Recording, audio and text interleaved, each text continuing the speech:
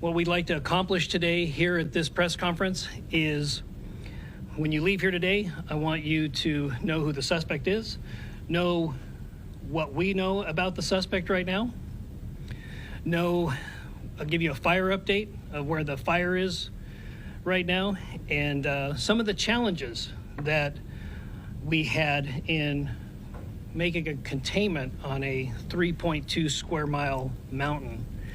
And to let you know that we had a jumper off of Veterans Bridge, and we'll give you just a little bit of information on that. So the suspect that has been identified by our Cooney County Coroner's Office, Coroner Duke Johnson there, has been identified as Wes Val Rowley, date of birth of May 1st, 2005.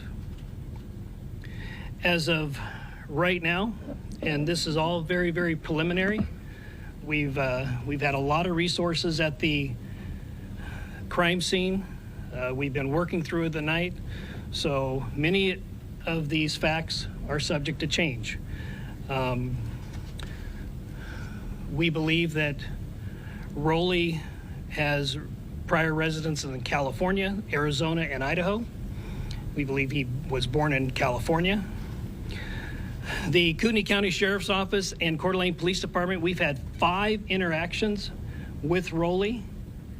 And of those 5 interactions, we've had 3, Coeur d'Alene Police had 2. They're very, very minor in nature. They had to do with more trespassing. He was trespassing at a location. He was asked to leave and he cooperated. We had some welfare checks on Rowley, and very, very minor. We don't show any criminal history for Rowley.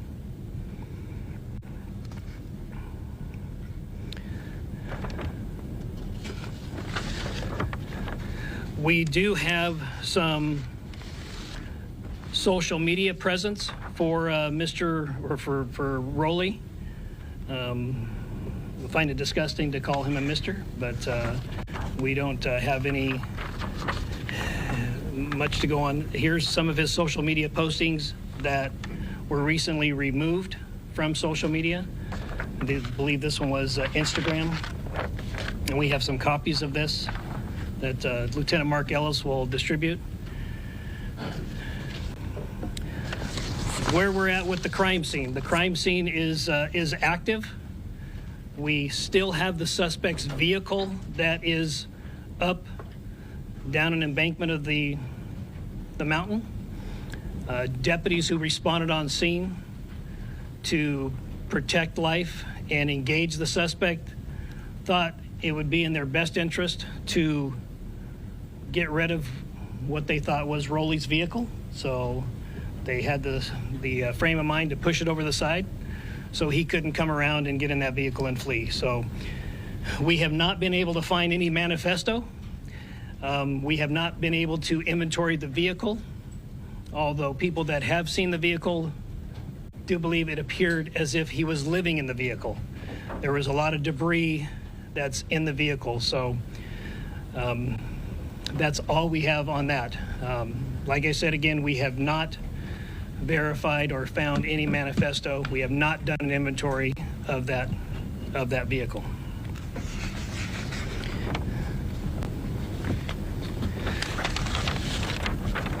I'd like to give you an update on the fire that we believe Rowley started. Rowley was found to be in possession of a flint starter, and we believe that was his method for starting the fire. That eventually led to firefighters responding. So as of right now, the fire is at 26 acres. It has not grown. It is a slow progress because it's very difficult terrain to get assets, ground assets up there. They are putting, Idaho Department of Lands is putting a lot of water on it from aerial supports, so that's going rather well. They believe they'll have a fire line around it by dark tonight. There are no structures that are threatened. Again, I'd like to say that last night about 11 p.m., we did receive information that an individual jumped from Veterans Bridge. That is not related to this situation whatsoever. We don't find any nexus to the murdering of the two firefighters and injuring of one. Now, we have some of our incident commander who was here last night. That was the incident command of the scene. We have some of our SWAT operators that were here last night, and we had about 27 containment points on this mountain. And just to give you an idea, when you're setting up a containment in an urban setting, you might have 1, 2, 3, 4 blocks that you're setting up a containment on. But when you are setting up on a mountain, that just provides a lot more difficult dynamics than if it were a city block. So we, to the 27 containment points, we had 2, 3, 4 officers per containment point. And then we have a primary containment point where we believe the suspect is. And then we have a secondary containment point.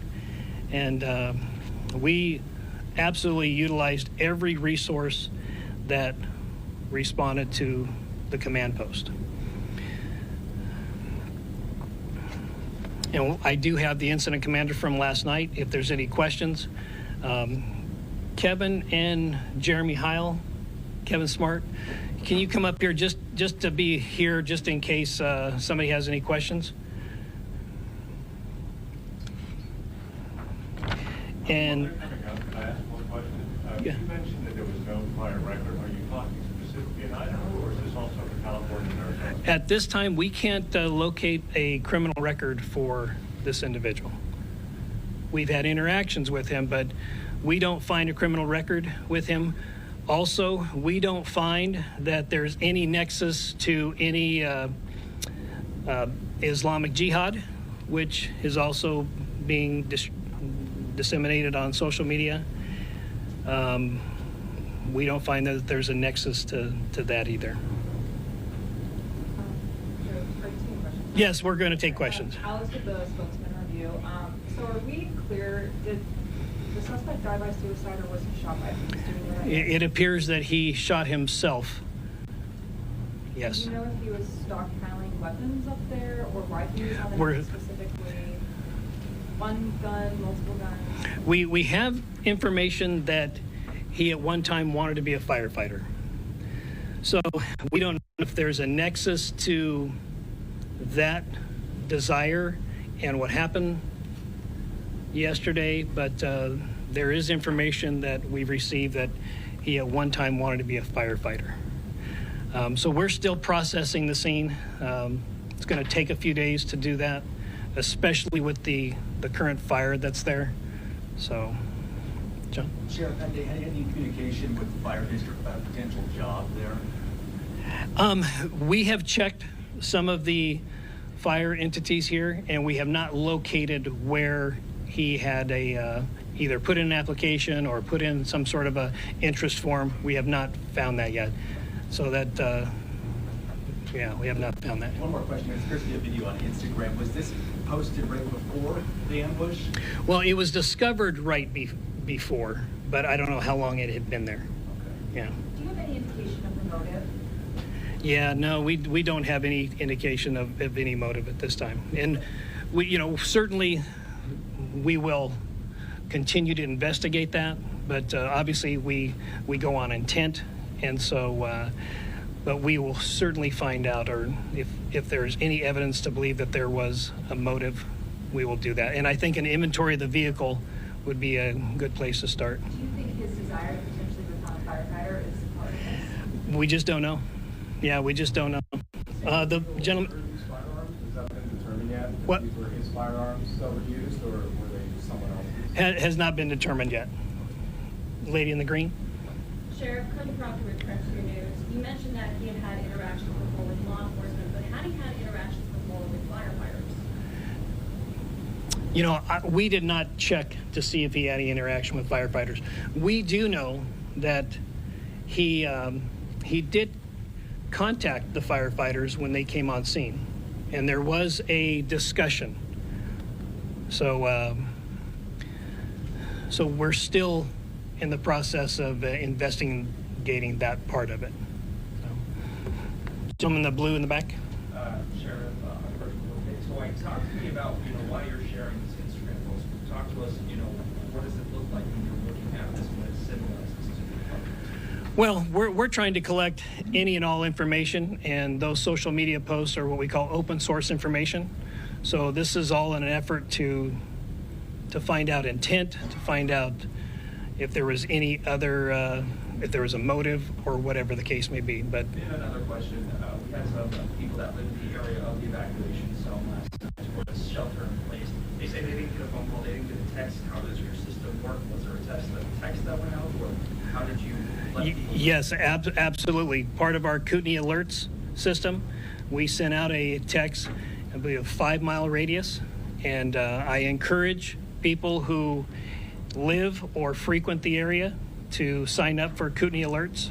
So, But an opt-in service? well, yes, yep. The gentleman in the blue. Sure. The welfare checks that you guys initiated, Yep. were they given by a relative, a parent calling you to check on him, or are they concerned about his mental health? No, it was generally a reporting party who called and saw a vehicle that was either parked near their property or on their property. One was a restaurant where he appeared to be residing at. He was asked to leave and he complied. So none of them that we have at this time were called in from a relative. They were called in from a property owner or passerby. The gentleman there in the... Sheriff, can you describe the weapon that you found next to it? It appears right now we have a shotgun that was used, but we're still processing the scene. So obviously a shotgun is not a sniper weapon. Correct. Do you know what kind of weapon that was? Well, we're still processing the scene, but let me kind of set the scene for everybody. When you're in a rural area and you're heavily treed, heavily brushed, and when you're taking fire, then it just adds a whole different dynamic to the situation. So what was reported by people on scene, by peace officers on scene, that they believed they were taking sniper fire, yes. And that's where that is. Lady in the black. Hi, was he a suspect before you found him, or did you not identify him until after running? Can you give me that first part again? Was he a suspect prior to finding his body, or were you not sure who he was until after you found him? Well, we had information that we had an idea who that person might be, but we always defer to the coroner's office to make sure that we have a positive identification on the individual. People borrow people's car, people use people's phones. Yeah, so we always want to make sure that we have a positive identification before we make any type of release. So this lady in the... Are you able to identify yet if Wes was the person who called 911, who made the initial 911 call? Still under investigation. If that is the case, he did not use his real name. So, but it certainly will be part of the investigation. But we had an individual called, a male, and he did not use the suspect's name. So. And one more clarification, because I think I misunderstood. Did you say there was an interaction with first responders There was an interaction with the firefighters. when they first arrived on the scene? Correct. What was that? It had something to do with his vehicle being parked where it was. So, yeah. The gentleman in the blue in the back. Sure. Can you tell us what type of bullets then were used in the attack on this three firefighters? Right. Well, we know that some rifled slugs were used, and a rifled slug is a pretty big projectile. Anybody know off the top of their head how many grains a rifled slug is? Well, gauge is 1 ounce. Yeah. So generally going to be a 1 ounce piece of metal. But we also have some fragmentation of something. So it's still early on. You know, we have some smaller projectiles, and we don't know if that was a fragmentation of one of the rifled slugs or another weapon. Like I said, we're still processing that scene. The firefighters are putting water on it, so we're still processing that. Yes, sir. Sheriff, can you tell us how sophisticated you think this ambush was? Or do you think this was an interaction that went badly? And one more thing, we were just right outside the scene, and we saw a firefighting vehicle come down with 3 completely flat tires. Were spikes used? Was that part of the ambush? No, part of once the rounds started to exchange back and forth, and when deputies got on the scene, part of the theory was we don't want him to be able to circle back around and get into either one of the fire trucks or his own vehicle. So deputies disabled the trucks, and they pushed over the suspect vehicle off the side of the mountain.